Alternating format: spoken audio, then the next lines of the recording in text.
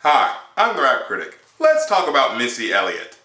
Now, let me preface this by saying that I love Missy Elliott. Everything about her persona was awesome. She had the coolest videos, she had the best producer backing her at the time, and she had a fun, cool personality that carried through in all of her music. And when listening to her albums, it's obvious that she loves hip-hop and being a musician, and would probably be a pretty cool person to hang around. As well, she made a lane for female rappers who didn't fit the conventionally attractive look. In fact, that may be part of the reason why she was allowed to be so weird in her videos and stuff. Because the focus couldn't just be on her sexual appeal.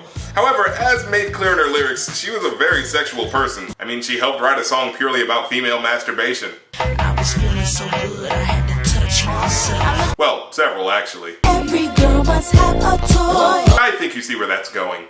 But yeah, now that I think about it, that's a big part of what's to like about her. She openly expressed her sexuality in the different facets thereof, but since she wasn't like super skinny as far as the mainstream was concerned, she had to do more than show skin to make an impact. Think about it. You think they'd allow Lil' Kim to perform in a puffy trash bag? Hell no. But with Missy Misdemeanor Elliott, she could love old school rap music, she could dress up in blown up latex, and she could be into Mega Man apparently. And since a lot of people have been comparing her to Nicki Minaj, because, you know, she's the only black female rapper with more than one top 10 hit since her, it's hard to not compare. So I decided to look at one of her biggest songs to see what was that spark that made people see her as the untouchable force in hip-hop, by looking past fashion ideas, music videos, and all that stuff, because ultimately that can be studio managed. No, I concern myself with the part that she was responsible for herself, the raps. So let's look at her biggest hit, Work It, and see how she fares. DJ, please. Pick up your phone, I'm on the request line.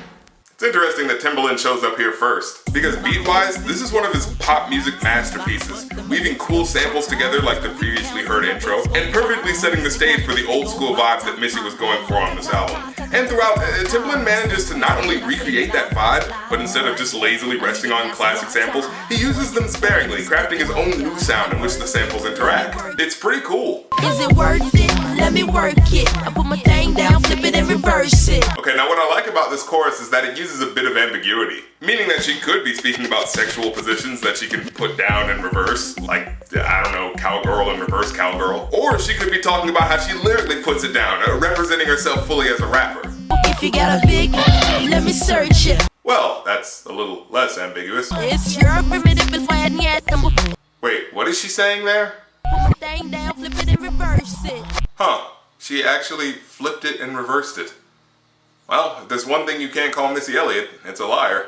I like to get to know ya so I can show ya. Put the pussy on ya like I told ya.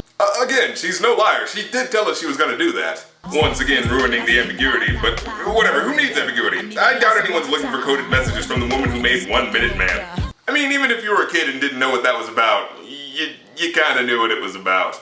Give me all your numbers so I can phone ya. Your girl acting stank, then call me over.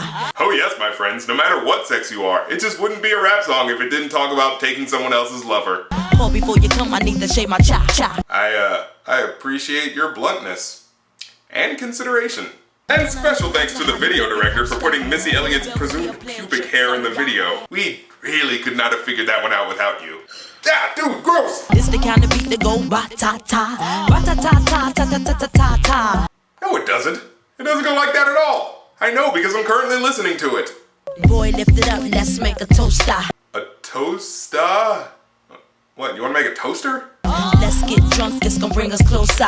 Oh, you mean a toast, with a syllable thrown in purely for the sake of rhyming it. Got it. I make you hot as Las Vegas weather. Listen up close while I take it backwards. Okay, begins to y'all listen me with your. Well, Missy is a woman of her word, even if there's honestly no reason why it's happening right now. Well, I guess she's the first person to try to rhyme something backwards. Gotta give her that. Okay, begins to y'all listen me with your. I'm not a prostitute, but I can give you what you want. I don't really know how to judge backwards rhymes. So I guess I'll give her a point because, hey, you didn't think of it. You love the way my butt boom, boom, boom, boom, boom. Keep your eyes on my boom, boom, boom, boom. You think you can handle this? Ka-dunk-a-dunk-dunk. Rhyming badunk-a-dunk with badunk-a-dunk with gadunk-a-dunk. That's just lazy. Boys, all type of boys. Black, white, Puerto Rican, Chinese boys. Wine, thang, thang, thang, thang, thang. Wine, thang, thang, thang, thang. What the hell was that about? And why did she single them out in particular among the other ethnicities? It's like, yeah, there are boys from all types of different backgrounds, but the ching-chang talk of the Chinese, am I right?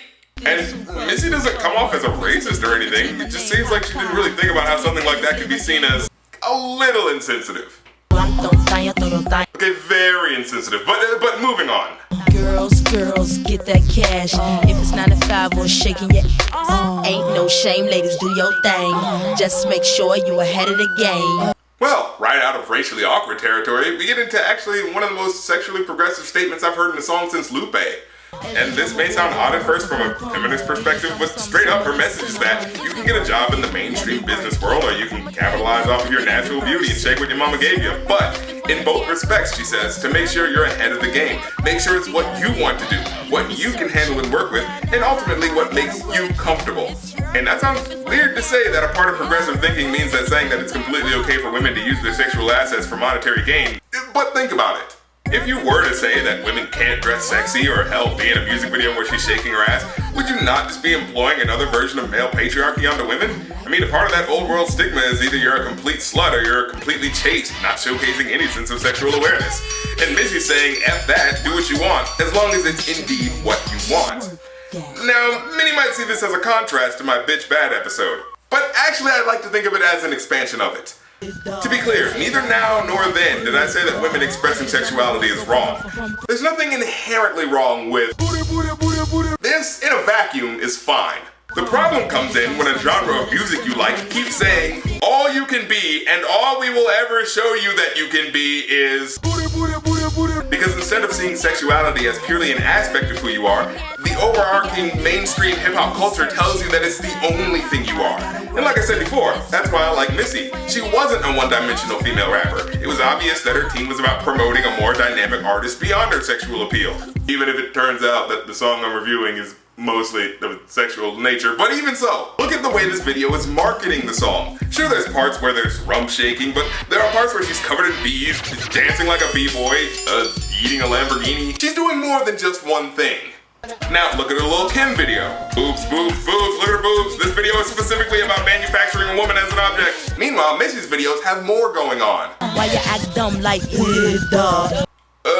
Indeed. Why you act dumb like, duh? Say you act dumb like, duh. Did I mention that despite her impact on hip-hop, she would never make my list of top 10 most lyrical rappers? Well, overall, I give this a 3 out of 5. Timbaland more than delivers with inspired beat work, and Missy definitely brings a seldom rivaled enjoyability to the track. And despite a lot of glaring deficiencies as a lyricist in my eyes, I don't think it's enough to completely devalue what this song was trying to be. A fun, unique club track with admirable nods to the old school. Well, I'm the Rap Critic. You don't have to like my opinion, but I don't have to like your song.